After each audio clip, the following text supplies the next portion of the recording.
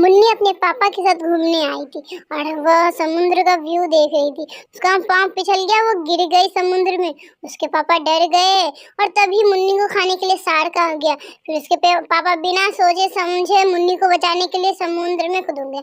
मुन्नी को शार्क खाने लगा तो तभी उसके पापा गए, मुन्नी को बचाए और उसे साइड में मुन्नी को रखे। फिर मुन्नी शार्क से लड़ाई कर रहे थे, मुन्नी रो रही थी बेचारी। फिर उसके पापा शार्क से बहुत ज़्यादा ही लड़ाई करने लगे क्योंकि मुन्नी को बचाने के लिए। फिर रेस्क्यू टीम आई, मुन्नी को बचा लिया। फिर उसके पापा निकले, शार्क को मार गया। मुन्नी बहुत खुश हुई।